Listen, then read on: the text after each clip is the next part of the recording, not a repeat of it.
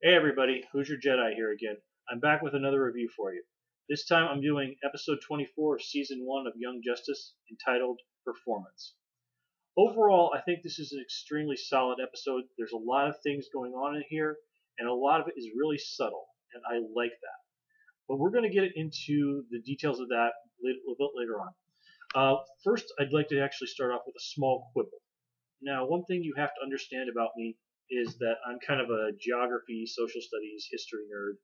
So whenever I see these little things in shows, it sort of irritates me. But this episode is set in Bruges, Belgium. And in the first establishing shot, we get to see, the style of architecture that's indicative of that region. So, we can get a pretty good idea of exactly where this is. But it doesn't specify that Bruges is in Belgium. Now, not as any kind of a diss on Bruges or anything like that, but it's as a city, it's not as really well known as other places like Brussels or Amsterdam or Antwerp. The other big cities in that area where if you say the name, people are automatically going to know where it is. Now, a lot of times in movies, you'll see like a sampling shot of the Eiffel Tower, and then it'll say Paris, France.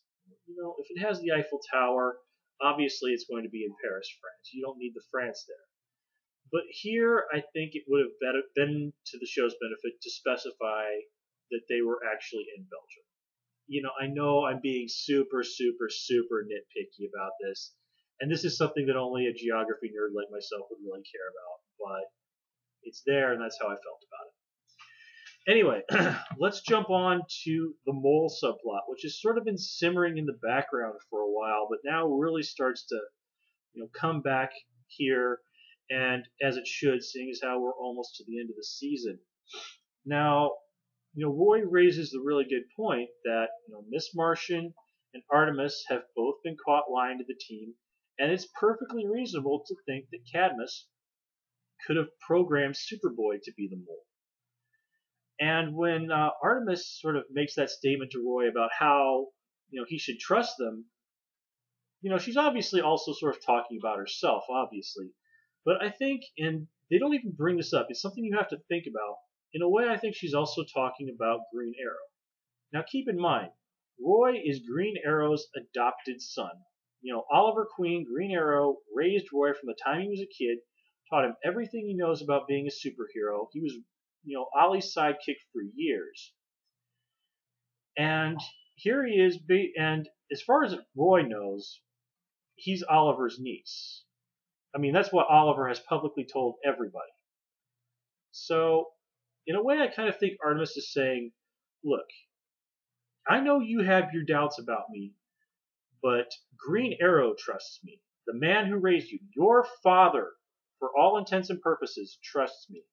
So you should trust me. Now, we all know that, Roy being suspicious of Artemis out of anybody is probably the most justified. But again, I do like that there is this level of subtlety and that they're not really beating us over the head with it. It's all there. It's just something you have to think about. Or maybe I'm just seeing things that aren't there and I'm just rambling on because I've read way, way too many comic books in my life. But again, it's an idea that I think is interesting, so I'm throwing it out there for your consideration.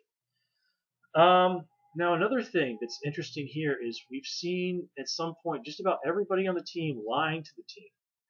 And this time around, it's Robin. This isn't a mission that Batman authorized. This is Robin using the team for his own personal reasons. And I was really wondering where Wally was, and I was very happy that they brought him in at that little time to, highlight, to bring this back to light, to sort of show this side to Robin. So I like that even though Robin is in the mythology of Young Justice, Teen Titans, the guy who's nominally almost always the leader, I like that he could make this mistake. I like that he is not above lying to the team. He's not above using them, which is sort of a sad thing when you consider what he said during the therapy session with Black Canary about how he doesn't want to become Batman. Yeah, because in the history of the comics, Batman has this really unfortunate history of lying to people that he cares about, of using them, other members of the Bat family, the Justice League. Now, granted, Young Justice is off on Earth 16, its own little continuity, so Batman of that world probably doesn't have that level of baggage. But again, this is something that's coming into my mind as a fan. Again, I'm just throwing that out there for you. So let's look at what else.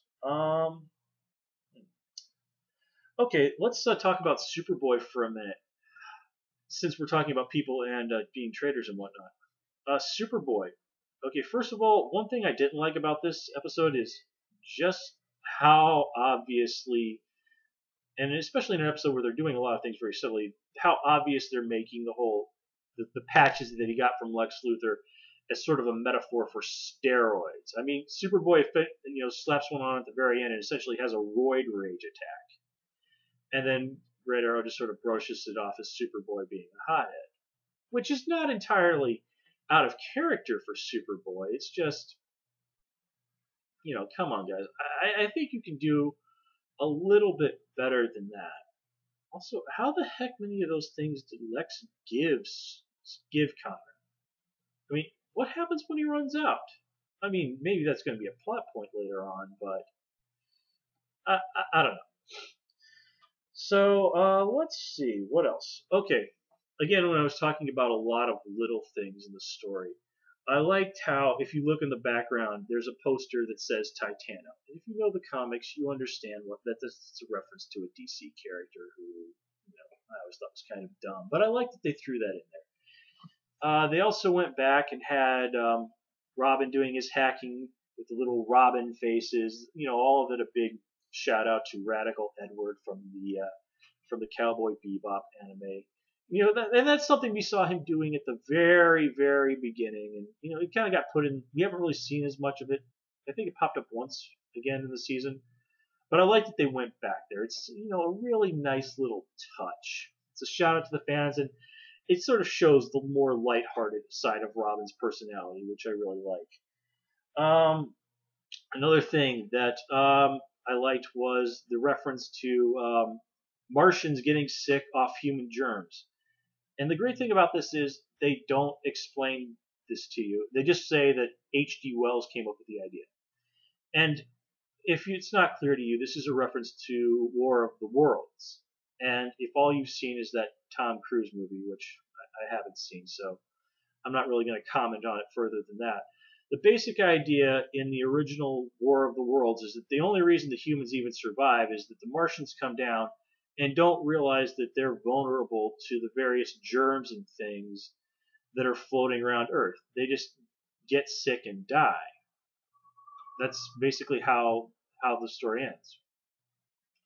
And you think that people capable of space travel would understand a little bit better than that, but H.G. Wells wrote this book way, way back before people had any real ideas about space. So, again, this is an example of the show treating the people that are watching it as intelligent people who don't need everything spelled out for them. And I like that. I like that comics and TV shows will sometimes, make these references and basically treat me like I'm an intelligent person. To give an example, and it is nice to see this sort of trend continuing in superhero animation, is that the old 90s X-Men show, they had references to things like Animal Farm. They had references to Dostoevsky. They had loads and loads of references to Shakespeare. And, even when I was young watching that show, I liked that they were doing this. They were treating the comics and as an extension, the animated series, as a part of real literature. And I like that because, I mean, comics are a legitimate art form. They are a legitimate form of literature.